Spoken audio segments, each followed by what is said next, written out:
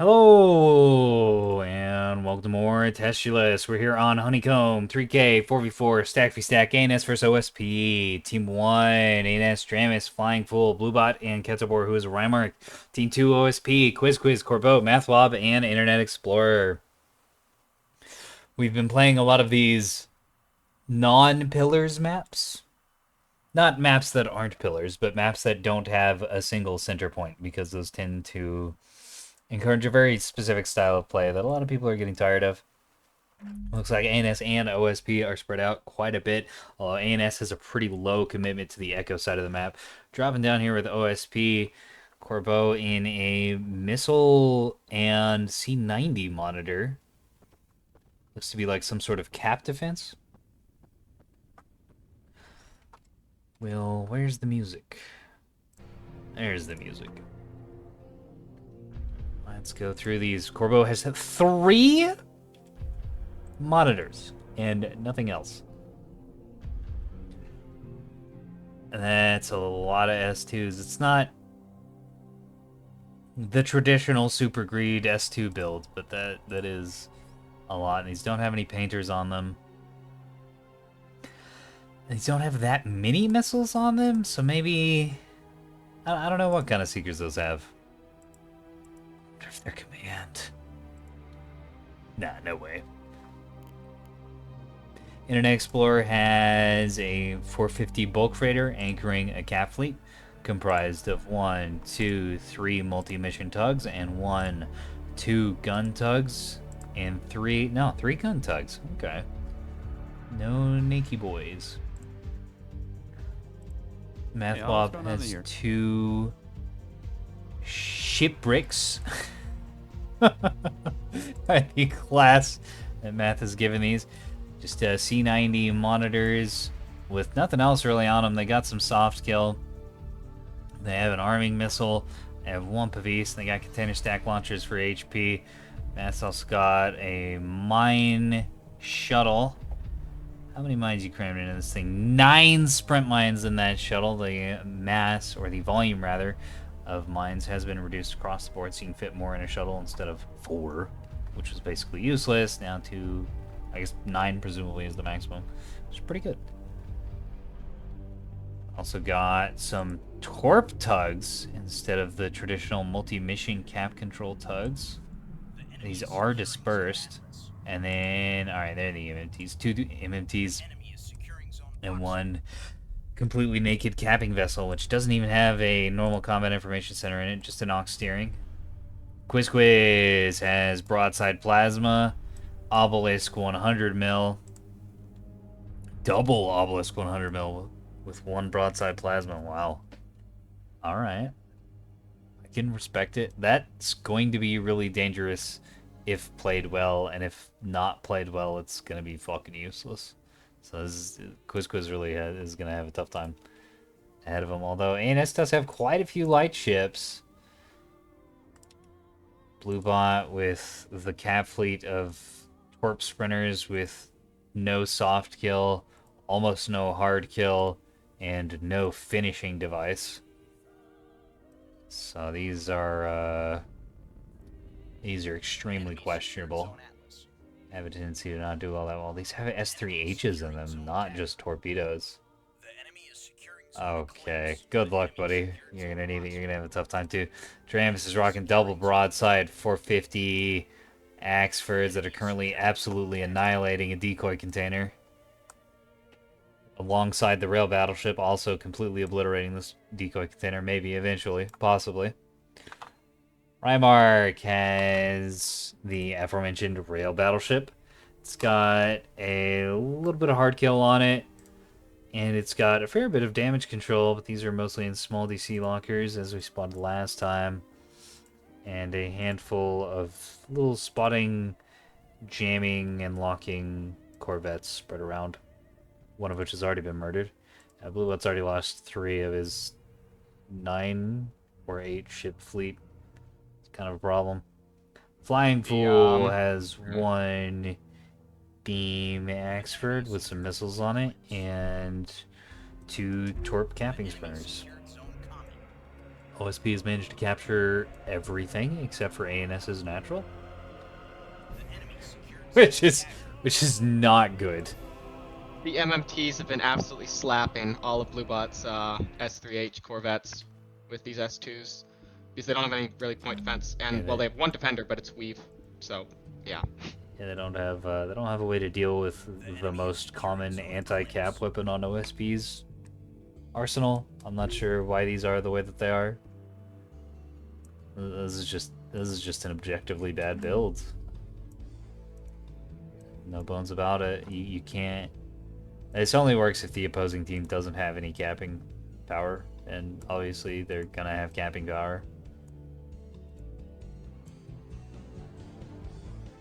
ANS is going to have a real rough time. They're not going to be able to take a cap victory. They're going to have to take a military victory and convert it into a cap advantage. And that might be practical. OSP has a lot of light ships. They've only got a few bulkers, and those are close range. And then a few monitors, which it's just the C90 that they're using. It's pretty strong, pretty menacing. In fact, they're blind shelling a corner to try and deal some damage to this cap sprinter, which is really cute. I like that. It's not gonna work. They're not in range. That's a really neat idea. One of Mathplop's tugs eating a ton of 450 in rail fire. Look at all these fires. The enemy is securing zone attack. Burst rails are quite good.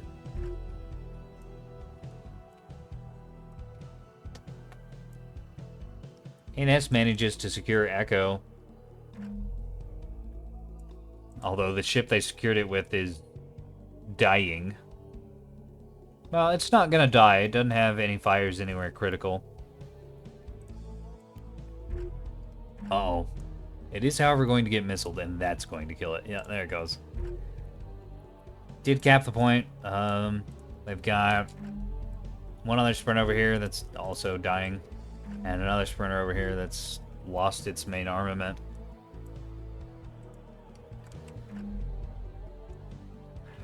feel like this is a pretty good lesson in empty ships are actually kind of bad. They have their uses in very specific circumstances, but you really do just need to pay for making good vessels.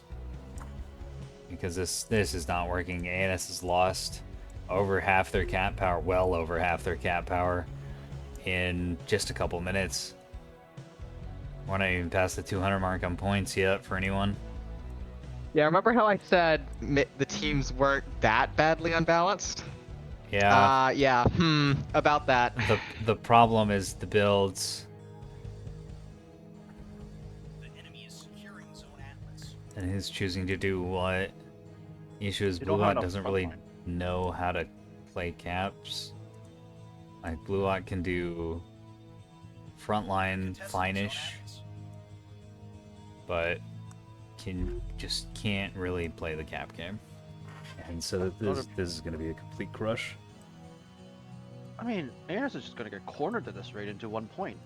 They have nothing to push. They have nothing to push actually. Duramus's acts are designed to stay in the back and shoot things. I mean, they might even lose A at this rate. So we have the same issue we've been having the past few ANS games, is that they have a lot of capping ships and they have a lot of backline, and there's no beam destroyers and no voxels for zone control and pushing. The one game that ANS won, they had a beam battleship which controlled the middle of the map pretty effectively, and a beam destroyer which controlled a little corner of the map fairly effectively, and eventually got chased down and murked. Missile strike coming out on the B side, Axford. Yeah, Corbeau's missiles are actually cruise, which is pretty cool. They are going to get active decoyed. But, yeah.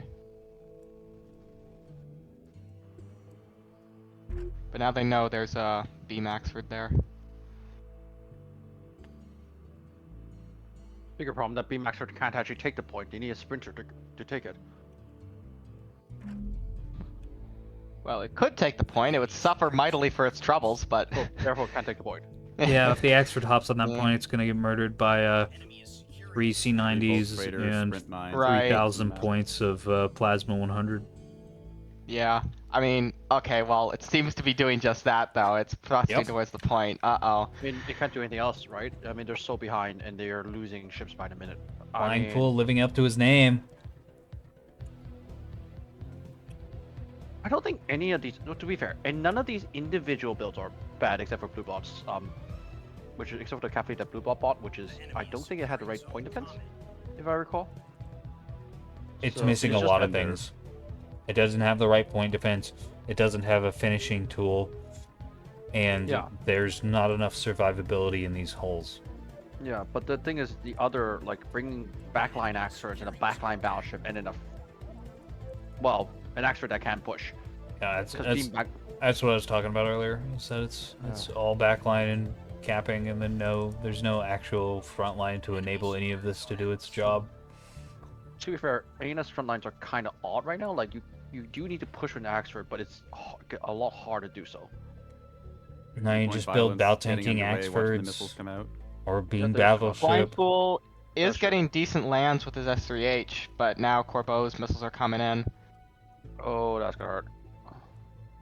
I don't think they're at a good enough angle for Wake to validate on that.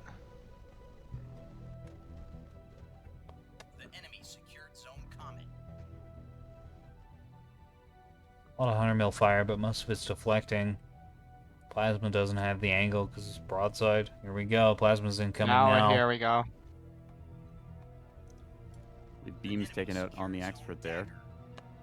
Yeah, both launchers are taken out Dagger. too. Dagger secured. And it does manage to get the C point with the cap up top, but there's not going to be too much to stop Aina or OSP just retaking that. Yeah, after they kill off this Axford, those bulk freighters can go up there and grab it. Oh, unfortunate. Those command missiles. Yeah, this Axford's gone. I mean, it's getting into cover, but the C90s are coming in now, and it's broadside to them. Yeah, it's just, yeah.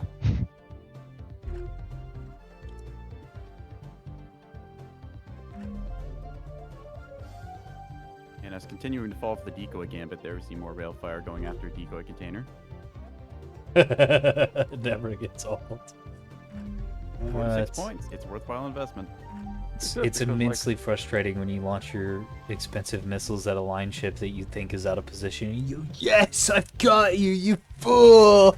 And you just blap a decoy container. Oh Ground battleships no! starting to rain on the monitors now, but missiles coming out of them. Well, Peaches, yes and no. This Axford kind of had to go for the Delta point. This is like a forced error, I guess, is the best way to phrase this. Like, it just actually had to get in there and cap things, but if it does that, it just dies immediately, so that's... It's a bad decision, but it's also a decision you have to make to have any chance of winning, because the other option is to just sit back and not cap any points and lose by default. Deep One Axford gets hit by about half a missile strike, the other half of it going off into the abyss. Some retaliation missiles. Let's see if any of these go off target. Couple lands on the monitors. Single torpedo hit. We'll set him back a little bit, knocking up the C90 for a moment.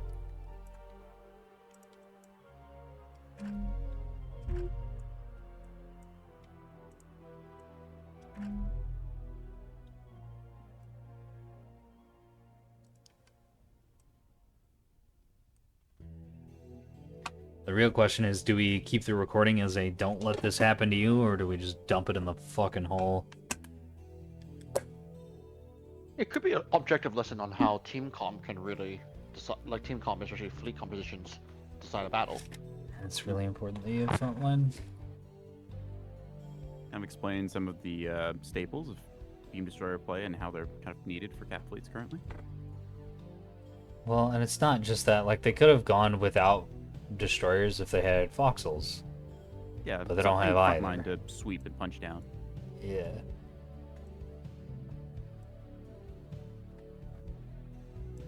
Yeah, something between frigates and The enemy is Axers. securing zone dagger. Yep.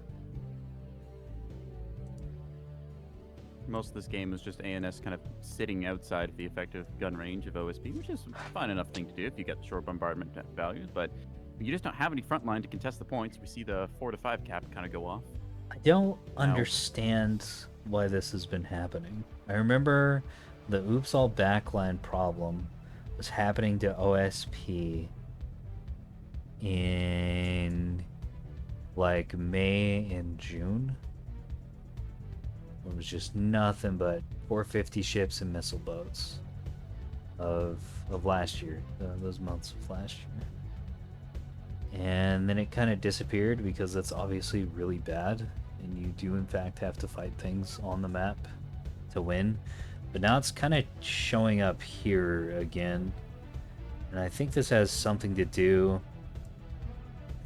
with the, I don't want to say mythos, but kind of, yeah, around the 450 backline vessels for ANS, because that's what was driving that for OSP. It was this idea that you could just have these super greedy empty DPS ships and just kill everything and win, but it doesn't actually work. It's not real. And ANS is having a similar problem because they have all these 450 ships and they've got these rail ships. It's like, yes, I have the big ship with the big firepower and it does the big murder. But without recognizing that you do need more than that.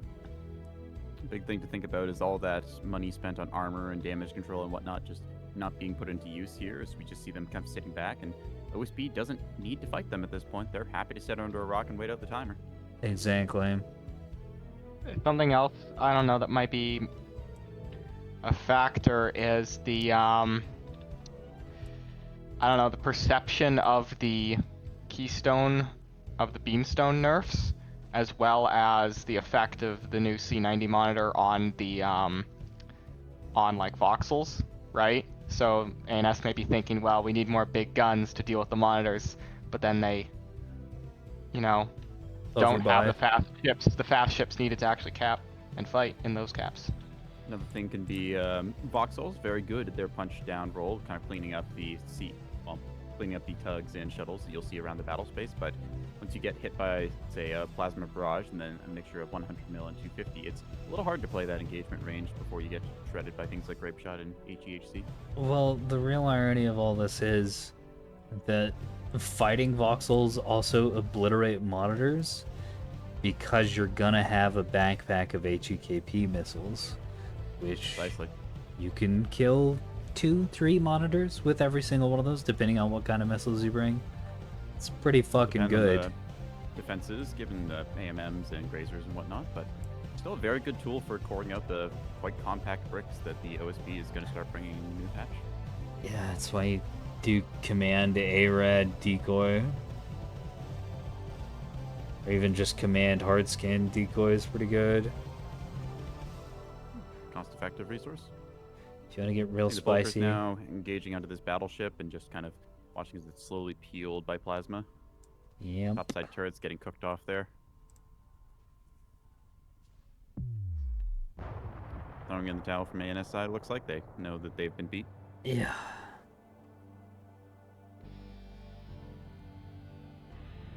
Well, that was a game. Definitely one of the games I've seen. We have Bluebot not surrendering. The enemy is securing zone comment. Well, their last ship is about to die. That sprinter is the hero we've been looking for.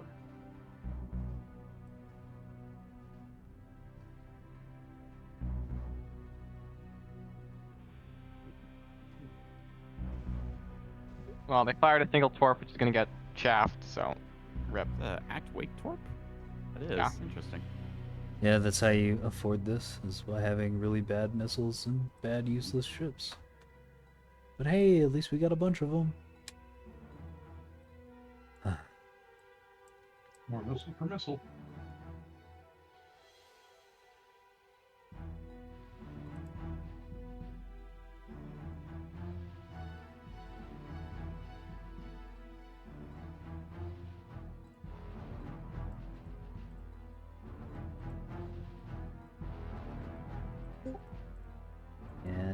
kind of nothing. I think we covered everything during the fight, but I wanna hear an explanation. Bluebot, why is your cat fleet the way that it is? And here we are again. Which part are you referring to exactly?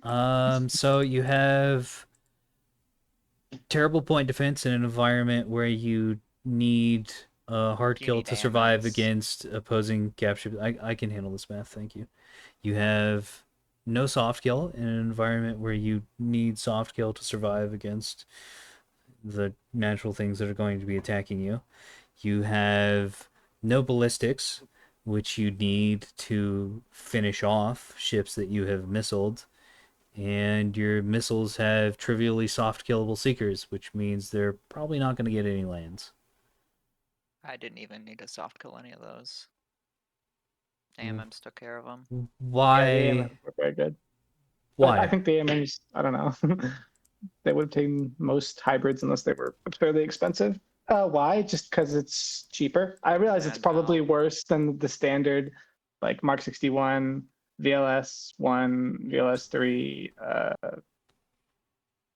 Defender. Like that's the classic. No, Corp. but okay, so the problem isn't this is like a suboptimal option. I mean, Corvo's monitors are suboptimal, but they're still good. This is just this doesn't do the job that you want it to do, like at all. It doesn't accomplish the purpose of capping it. It completely fails to either defend itself or to attack its opponents effectively. These are just a bunch of empty holes that don't do anything. I'd also really recommend bringing heavier assets. Only corvettes will just get overmatched by tugs. There's not much you can do about it. Like frigates, or Run like frigates are great. what do you mean heavier assets? I mean, obviously this is Heavier not meant assets to have is a like heavy role. over 400 points is well, over 400 500 points is where ANS starts actually getting the advantage with beam DDs, missile equipped frigates, bombers, stuff like that. Stuff which you're not necessarily going to be sending into a cap point, but which can both overmatch anything trying to go get that. For example, a beam DD is the great example of this. You just sit it near a rock. Anything that tries to get the point gets more or less just bonked.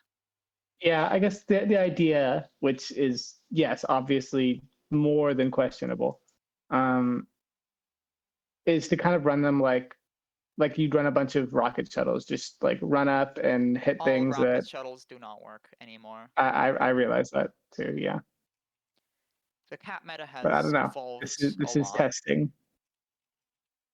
This is like the concept of this is just a couple patches old, honestly. Like back when you It could be. when you see a cap fleet and it's just a bunch of corvettes or a bunch of shuttles. That was a while ago. Used to work a lot better. Yeah, it was but about 7 months ago. yeah, it's the cap war has been arms raced severely at this point, and All right, well, I think we covered that pretty effectively.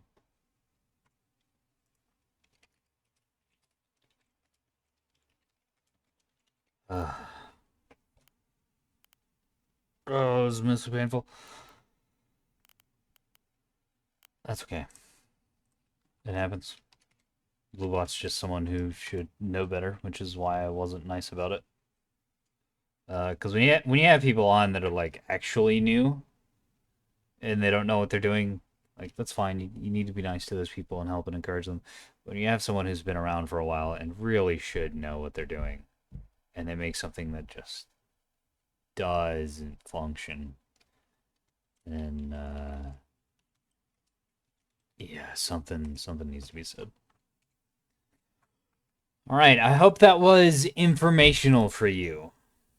If you would like to participate in the learning process of Nebulous Fleet Command, we're constantly learning new things and growing as a group. The main Neb Discord is great for that. But in my extremely biased opinion, the Coliseum's even better for that because we tend to stay on topic a little more. Except when we don't. Yeah, it's complicated. It's hard to explain. There's a Discord link in the description if you want to join. If not, that's fine. Enjoy the videos. Or hate them. That's fine too. I don't care. You being mad isn't my problem.